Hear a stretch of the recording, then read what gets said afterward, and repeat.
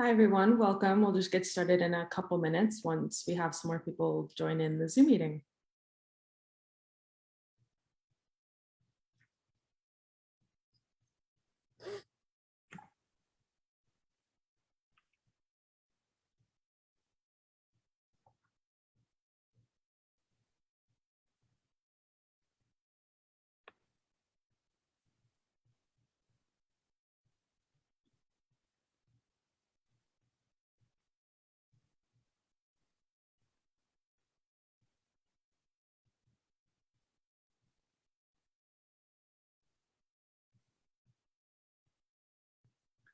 All right, I think we're ready to start. Hi, everyone. Welcome. My name is Taylor, and thank you for joining us today for our virtual talk. If you could please keep yourselves muted throughout the presentation. We will have a question time at the end. You can just pop your questions into the little chat box down below, and our speaker will be happy to address any questions or comments at the end of the program. If you are joining us over Facebook Live, welcome to you as well. Our Facebook audience can also ask questions using the comment section on Facebook. We will be monitoring those comments and answering those questions at the end of the program as well. We ask you to please note that this talk is being recorded and streamed live and will be posted to our social media channels once the talk is over. If you would like to rewatch the talk or watch previous virtual talks and tours, please check out our YouTube or our Facebook pages. And I'm excited to introduce our speaker, Eleanor, today. Thank you, Eleanor, and we will get going. Thank you, Taylor. Well, good day. It may not be the morning from wherever you are, but good day and welcome to today's virtual tour of the Timken Museum. My name is Eleanor Merlin. I'm a docent with the museum and delighted to be with you for our tour today. Artists paint portraits of married couples for all sorts of reasons. Most often, they're commissioned to do so by the respective couple who are seeking to immortalize their images for future generations. But maybe it's one spouse who wants the pleasure of seeing himself or herself alongside their partner, or a means to show off the couple's wealth and status. Or maybe it's just the artist interested in presenting an interpretation of a married couple. Whatever the reason, these pairs of portraits tell us quite a bit about the social and cultural environment in which they were created.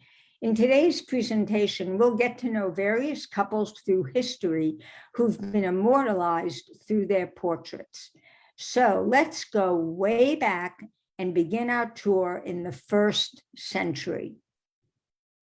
This ancient piece of portraiture is one of the first of its kind to be found of rather unimportant people.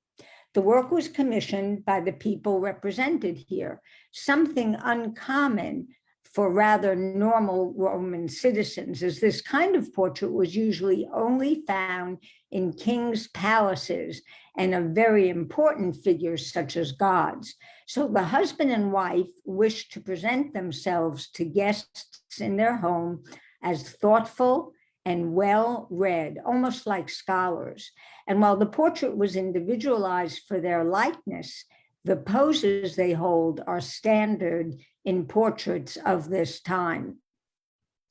The artwork provides us an example, and it gives us a glimpse into the cultural and social structure in ancient Roman times. We can see here that the Romans were prosperous enough to commission works for themselves, even rather unimportant citizens who aren't kings or important people normally represented before Roman times. The work also shows us that they didn't idealize themselves, as is seen in most other portraits prior to this period.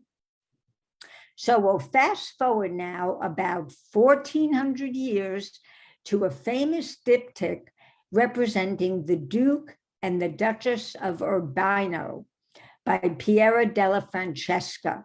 And this work, which may be familiar to many of you, is in the Uffizi in Florence. One of the most celebrated portraits of the Italian Renaissance, the diptych features the Duke of Urbino, Federico de Montefeltro and his wife, Battista Sforza, in the tradition of the 14th century, inspired by the design of ancient coins. The two figures are thus shown in profile, an angle that ensured a good likeness and a faithful representation of facial features without allowing their sentiments to show through. Indeed, the Duke and Duchess of Urbino appear unaffected by turmoil and emotions. The couple are facing each other, and the spatial element is suggested by the light and the continuity of the rolling landscape in the background. And this represents the area of the marches over which they ruled.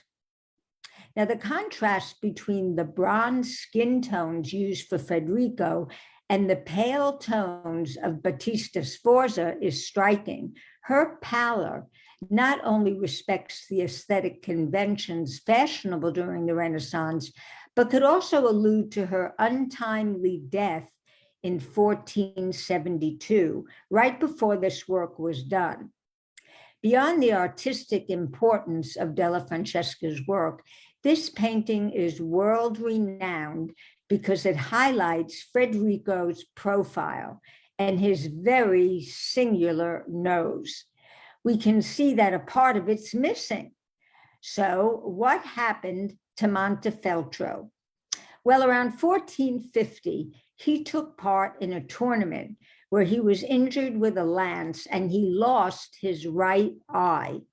Now, during the 15th century, a wound like that could have been deadly, but Federico pulled himself together very soon. And according to legend, he said, quote, "Patience, I'll see better with one eye than with 100, end of quote.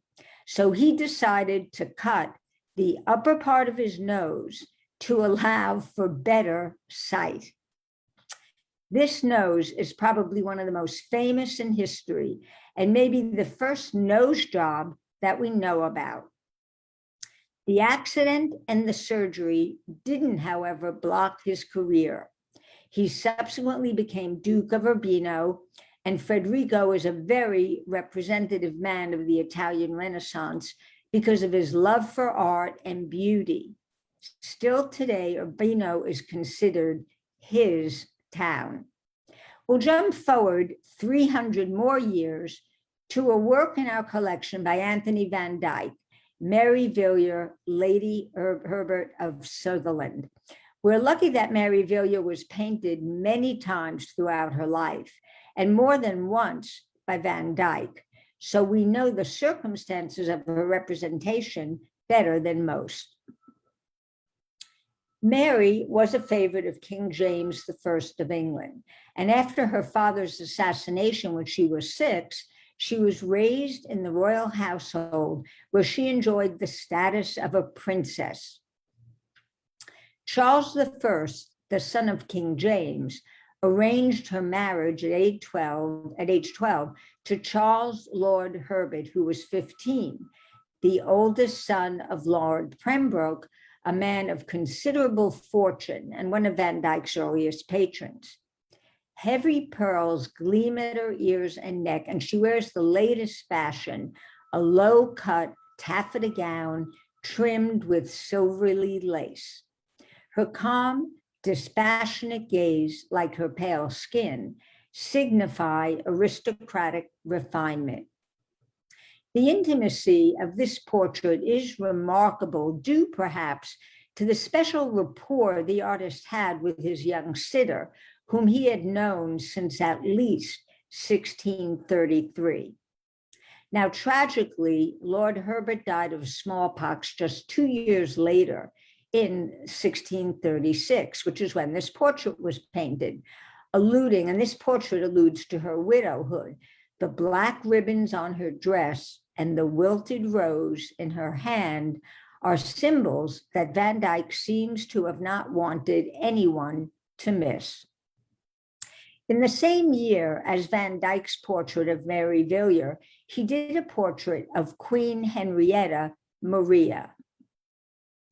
Notice the similarity in the dress and also the presence of the black mourning ribbon. The seal on the back of the Timken's painting indicates that this work, the Mary Villiers, our work, once belonged to Charles I, and that itself is very special, and it suggests that he commissioned Anthony Van Dyck to paint it. Van Dyck was by this time the go-to artist for the British aristocracy. But Mary Villiers' portrait is not really a conventional mourning portrait.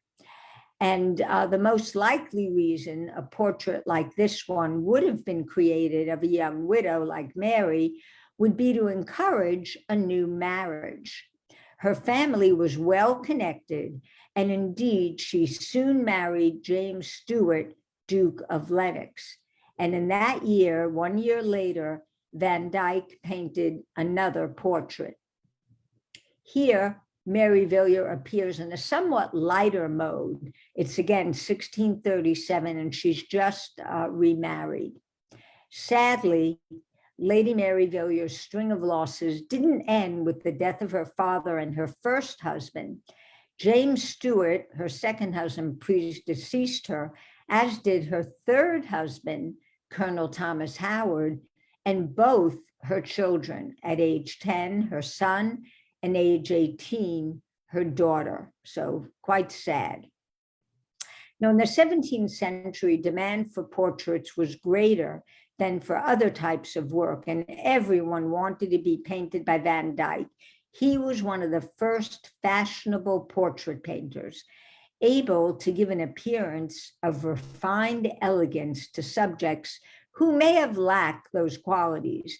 And he was quite a flamboyant character himself, always wearing a sunflower because it was greatly admired by Charles I, for whom he was the court painter. Here's his iconic self-portrait, which nicely depicts the artist's personality. Van Dyck was a Flemish Baroque artist and the most important assistant of the leading Northern painter of the day, Peter Paul Rubens. And while he never surpassed Rubens in terms of popularity, he achieved international fame with his work. Van Dyck spent the remainder of his life in the British court. He received a quiet house of his own, along with a handsome pension of £200 annually from the court. And he was buried in St. Paul's Cathedral, an indication of his standing, quite an important personality at his death. He transformed British portraiture by banishing the stiff, Tudor, and Jacobean images and developing his distinctive, fluid, shimmering style that came to dominate portraiture in Britain until the early 20th century. The majority of his subjects were aristocrats who, in their sumptuous garments and dignified and often arrogant bearing, could only gain by the grace and refinement of Van Dyck's treatment. With fastidious refinement, he shrinks from all that is not ornamental or elegant or beautiful. So we're ready to leave England, and we're going to cross the channel to France, where we'll find a couple whose portraits were done by an artist who also knew how to flatter his subjects. If you were somebody in early 18th century France, you definitely wanted to have your likeness painted by an important artist and have your paintings in your grand salon. As proof of noble lineage and evidence of high social standing, portraits counted among essential decor in that country's elite households. And should you happen to be in Paris and you weren't a member of the royal family, it would have been in your best interest to approach Nicolas de Largière for this task. Largière's solid academic training meant that he was skilled at depicting courtiers in environments that communicated their prosperity and prestige, again, like Van Dyck, only of course we're in France. And because he lived for a long time, this painter was familiar with his sitters' expectations for both grand manner portraiture of the late Baroque period, the late 17th century, and more modern Rococo sensibilities. Depending on your taste and outlook, a cosmopolitan flatterer like Lagier was equipped to provide a wealthy couple with everything they desired in self-representation. So let's take a closer look at each of these portraits.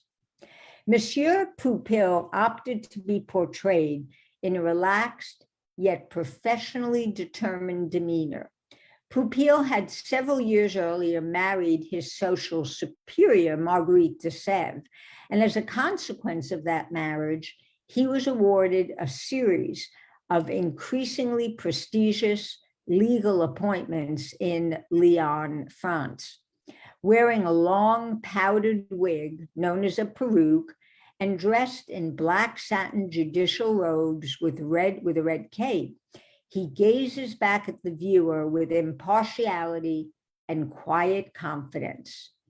His right forearm is draped casually over an oversized leather-bound legal text with more great tomes behind him, partly hidden by elegant drapery, possibly his law library.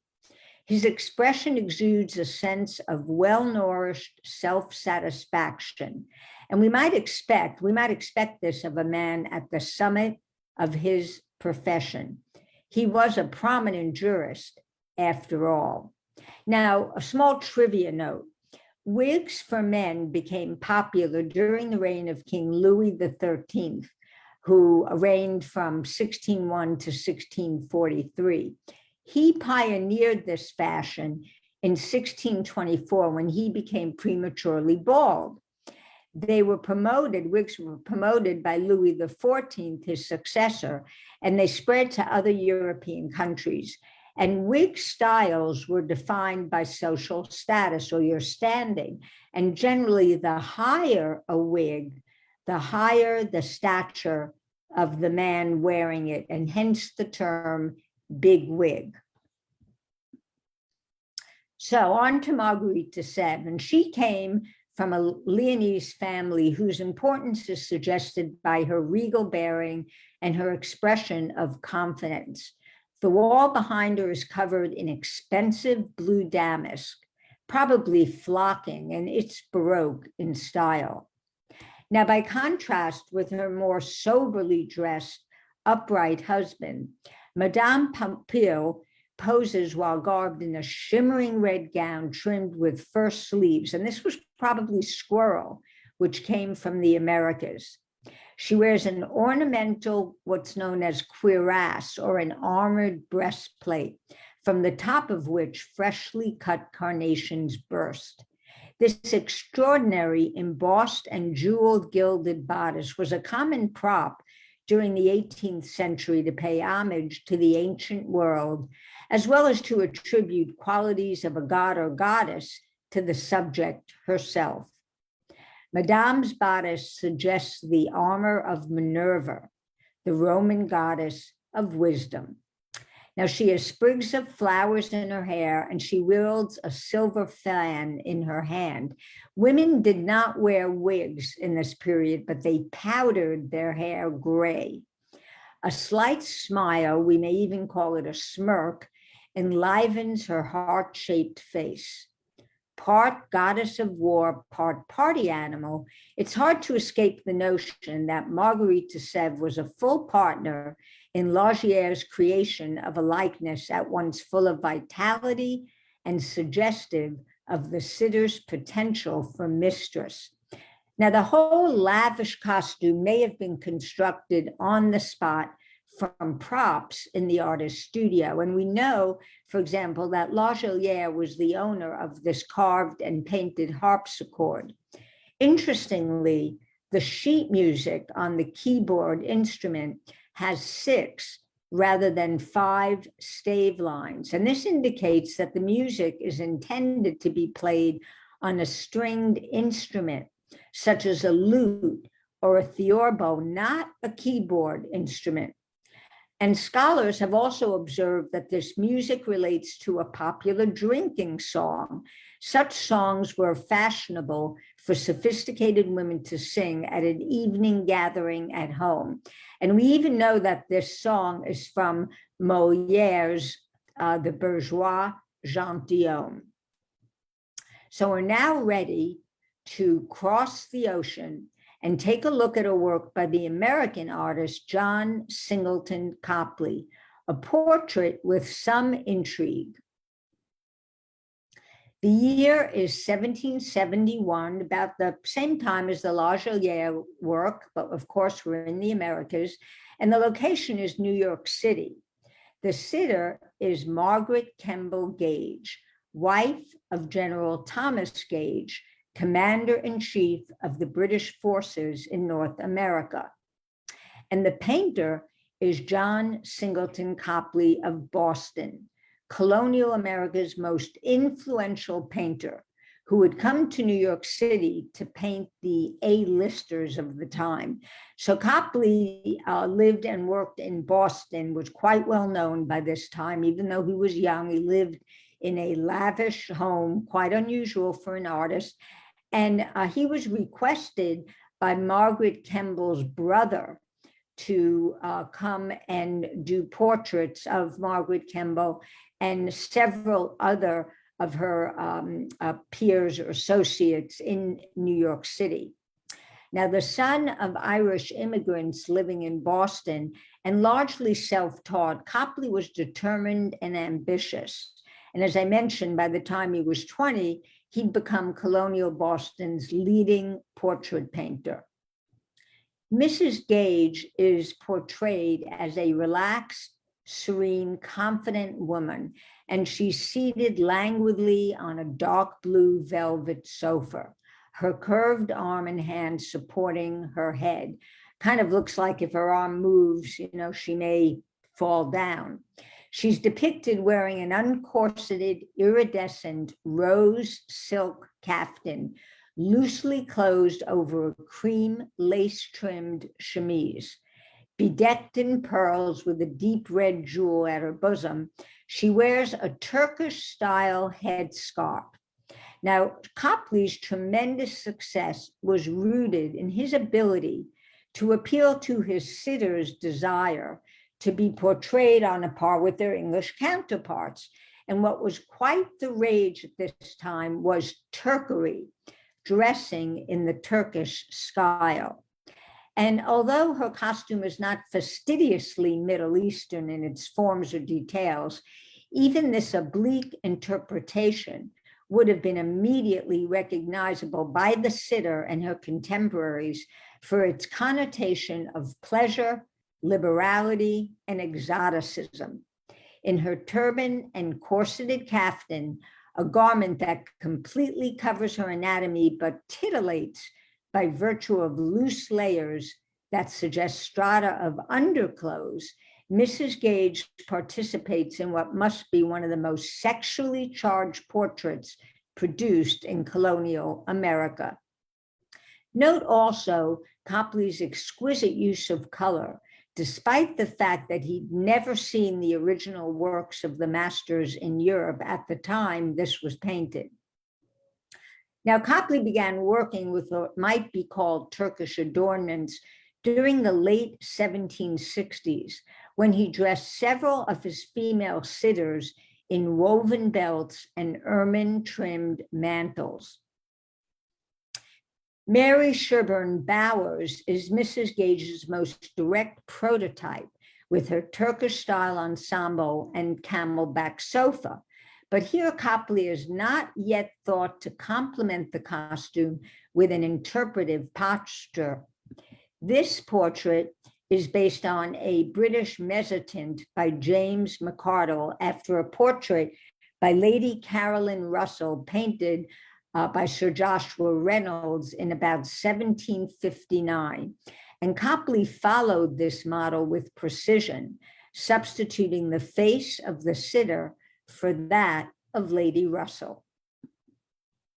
For Mrs. Bowers, As for Mary Harris Hooper, whom he seems to have painted just before his departure for New York, Copley acknowledged the contemporary fashionability of Turkery in England and obtained the vogue for his American sitters. He continued to do so, as we see in this portrait done in the same year as Mrs. Gage of Mrs. Adam Babcock.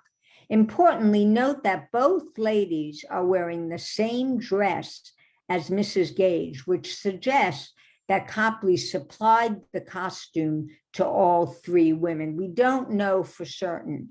We know he supplied the camelback sofa, but it would seem odd that we have this basically the same dress on three women, so we're assuming he supplied it. Copley was particularly pleased with this portrait, and he wrote, I quote, "It is, I think, beyond compare, the best lady's portrait I ever drew," end of quote. Upon completion, he sent it to London for exhibition to hang in Firle Palace, which was owned by the Gage family. And after sending it there, it hung there at Firle Place, the Gage family home, until it was purchased by the Putnam Foundation. In 1774, Copley finally fulfilled his wish to study the great works of art, and he left Boston to take his longed-for European grand tour. He never returned home. As for Mrs. Gage, we have an unsolved mystery. Was she a colonial informant? Someone told the Americans to expect the British in Lexington and Concord. General Gage, her husband, had only told one other person. Might it have been his wife? While there's no proof of her complicity, it's revealing that Mrs. Gage and her 10 children were sent to England shortly after this, April 1775. General Gage was recalled later that year. Presumably, their marriage stayed intact as they had another child in England. Our next couple will be very familiar to you, I'm sure, and will answer the question of who are these people? Who hasn't seen this work? American Gothic by Grant Wood, and the popular parodies it's promulgated since it appeared on the scene in 1930. So who are these people, and how did they come to be depicted in this work by Grant Wood? Well, Grant Wood was working as an artist in Cedar Rapids, Iowa, where he grew up. One day, while traveling through the town of Eldon, he saw an old house built in a style called Carpenter Gothic, which was quite popular in the 1880s. And he looked at it and he said, quote, "Who would live in this outdated house?"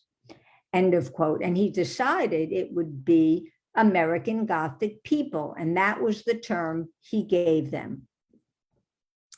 When it was exhibited at the Art Institute in 1930, the painting became an instant sensation, its ambiguity prompting viewers to speculate about the figures and their story. Many understood the work to be a satirical comment on Midwesterners out of step with a modernizing world. Yet Wood intended this painting, to convey a positive image of rural American values, offering a vision of reassurance at the beginning of the Great Depression. The artist directly evoked images of an earlier generation by featuring the two figures posed stiffly, standing outside their home and dressed as if they were, as the artist put it, tintypes from my old family album. Okay, finally, who were his models? Well, seeking a model for the male in American Gothic, Wood asked a favor of his dentist, 62-year-old Byron McKeeby.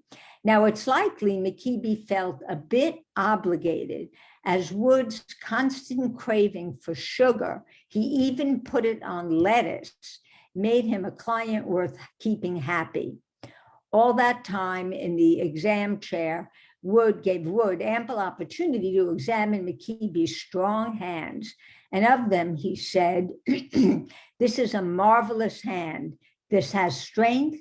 This has character. Now, the artist's first choice for a female model was his mother, Hattie. However, he was concerned that posing for such a long period of time would be too much for her. So in her stead, his sister, Nan, sat in. But Hattie did contribute by lending her apron and cameo for her daughter's costume. Although both of his models were realistically recreated, his sister's face is somewhat elongated.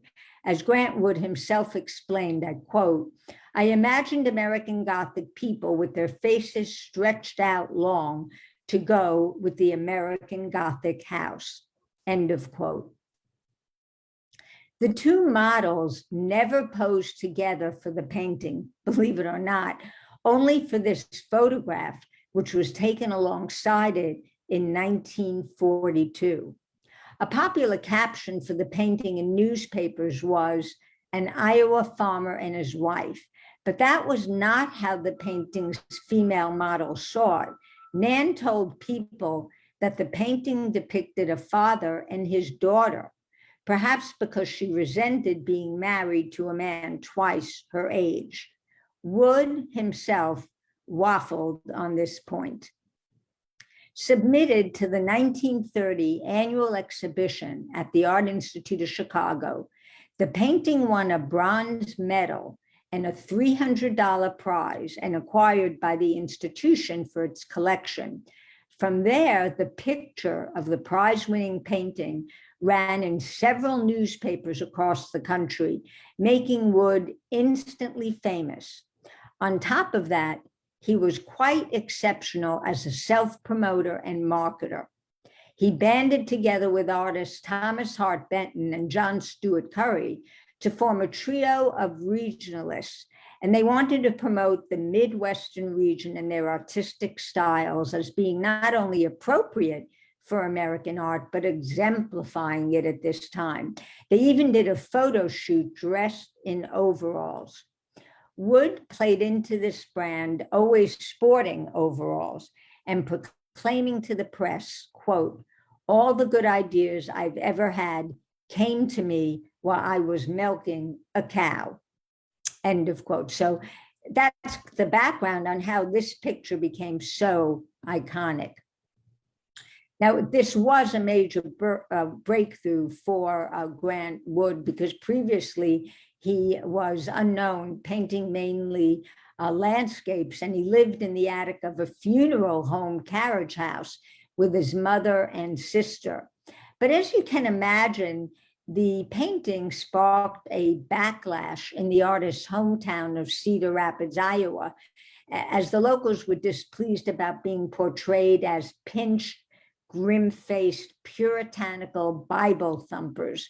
Wood insisted that as a loyal Iowan, he didn't mean to paint a caricature, only show his appreciation. As explained, he aimed to create a positive statement about rural American values and an image of reassurance at the time of the Depression. These folks were representing survivors. We'll close our tour today with another very recognizable couple, also iconic in their own right. This double portrait by Frida Kahlo, which depicts she and her husband, Diego Rivera. Kahlo painted this portrait of herself and her husband to commemorate their visit to San Francisco in 1931. The bird above the two figures holds a banderole or a ribbon with a Spanish inscription that reads the following: "Here you see me, Frida Kahlo, with my beloved husband, Diego Rivera. I painted these portraits in the beautiful city of San Francisco, California, for our friend, Mr. Albert Bender. It was the month of April in the year 1931. That's what the banderole says. Now, Bender, a Rivera supporter, has secured consent for Rivera to enter the United States after he was declined a visa due to his well-known communism. Now, let's notice a couple of things about Kahlo's depiction. First, the fact that it's Diego who holds the palette and brushes. Only he and not she is referenced as a painter. Also notice the itty-bitty shoes of Kahlo as compared with the almost monumental boot-like footwear of Diego. And that, in a sense, metaphorically refers to their roles in Mexico, where Diego was a big-time realist, while Frida, on the other hand, was not quite that. She was quite young. She spoke almost no English. It was her first trip out of Mexico. But Frida was canny about her self-portraits, and she did several over her life. And here she's deliberately showing herself first and foremost as Diego's wife. The painting indicates at what the Rivera's marriage would get to be. As solidly planted as an oak, Rivera looks colossal beside his wife. He's the extraordinary maestro. Frida, whose little feet scarcely brush the ground, cocks her head toward her great mate. This painting shows her favorite image, the genius's adoring wife. She's holding his hand with the lightest possible clasp. Frida understood that Diego belonged to nobody. Even while she was painting this portrait, Rivera was in an affair with the tennis champion Helen Wills. He painted her nude image, Helen Wills, on the ceiling of the luncheon club of the Pacific Stock Exchange in San Francisco. Later, Frida was to remark, quote, "Being the wife of Diego is the most marvelous thing in the world. I let him play matrimony with other women. Diego is not anybody's husband and never will be, but he's a great comrade." Frida Kahlo and Diego Rivera were both acclaimed Mexican artists, and the duo remains one of the most famous couples of art history. Rivera was a prominent muralist, and Kahlo was a renowned surrealist painter. The pair met when Kahlo was in art school and Rivera was already an established artist. He was 20 years her senior. While Kahlo was hoping Rivera would become her mentor, the two became romantically involved, eventually marrying in 1929. Kahlo's family didn't approve of the union, nicknaming the pair the elephant and the dove. And as you probably know, the relationship was tumultuous, characterized by a mixture of mutual creative reverence and romantic infidelity. Kahlo notoriously had an affair with the Soviet revolutionary Leon Trotsky, while she and Rivera were providing him political asylum.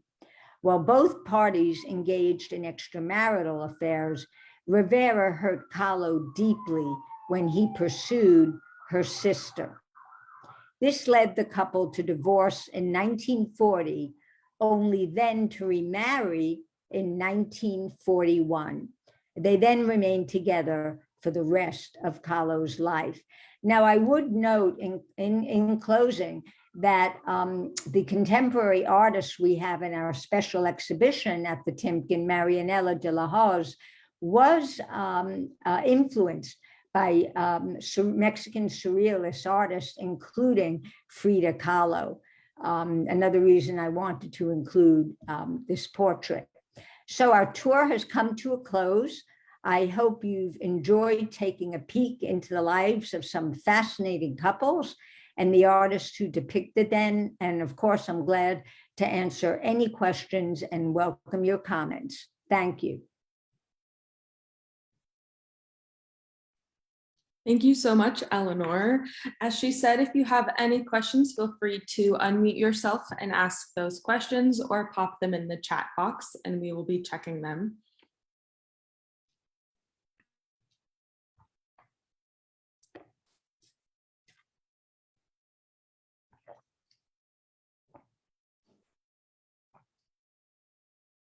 This is Dee Dee Hollowell. Thoroughly enjoyed the tour. Thank you so much. Really, really enlightening.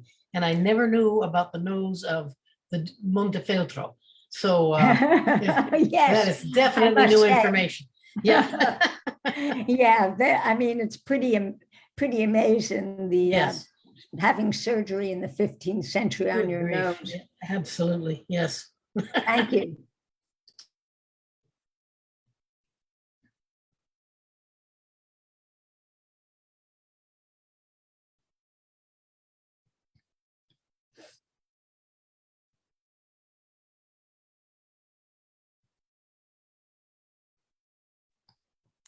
Thank you, Ava, for your comment. She mentioned that it's always a delight to be educated and entertained by Eleanor's insightful remarks to accompany these wonderful paintings. Yes, I do hope, I do hope folks can get to see the Marianello de la Haas exhibit. It's there, I think, like to the end of September. So it's there for a while longer. And they're wonderful works, quite distinct from the our European masterpieces. They're small miniature works.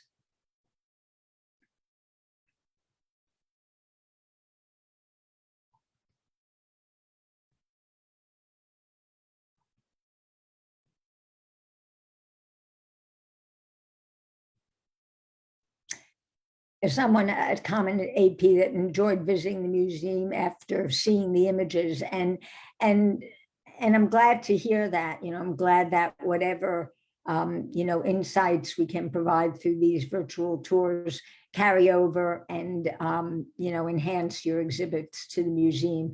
Of course, we now do have live docent tours at the museum, so you can participate in those also. But the virtual tours are nice because if you can't get to the museum, at least you can get to share in some of the works. Of course. Well, I'd like to say a big thank you to Eleanor today for this lovely talk. We hope you can join us again next Thursday for another wonderful virtual talk. And I will say goodbye to everyone in this Zoom. So we'll see you next week. Bye, everybody. Take care, everyone.